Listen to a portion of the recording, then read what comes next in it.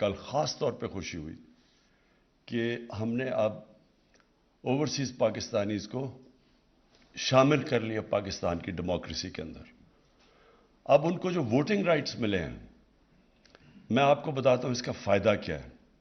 اس کا فائدہ یہ ہے کہ اب ہر بند مجبور ہو جائے گی کہ اپنے اوورسیز پاکستانیز کی قدر کرنا، کیونکہ وہ ووٹ ڈال سکتے ہیں. جب وہ ووٹ ڈالیں گے تو وہ تو اس گورنمنٹ کو ووٹ دیں گے جو ان کی زندگیاں بہتر کرے گی، آسان کرے گی. اور تو یہ اس سے بڑا فائدہ ہوگا کہ ووٹ کا سب سے بڑا فائدہ یہ ہوتا ہے کہ ایک جمہوریت کے اندر ایک انسان اپنی ووٹ کے ذریعے حکومت کے اوپر چیک رکھ سکتا ہے. تو یہ 90 لاکھ اوورسیز پاکستانی ہیں ہمارے، ان کو اب جب رائٹ ملے گا ووٹ دینے کا، تو یہ جو ووٹس ہے گورنمنٹ سب ان کی قدر کریں گی، جو بھی گورنمنٹ آئے گی. ای وی ایم مشینز کی یہ بھی آج ہم اس لیے کر سکے ہیں کیونکہ نادرا نے ٹیکنالوجی کا استعمال کر کے ان کی زندگی آسان کی. تو ٹیکنالوجی تو انسان کی زندگی ہر جگہ آسان کر رہی ہے.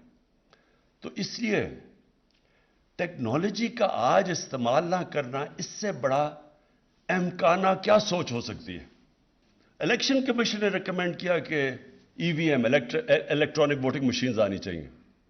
یہ 2008 کی بات کر رہا ہوں، لیکن کیوں نہیں ایکسیپٹ ہوئی؟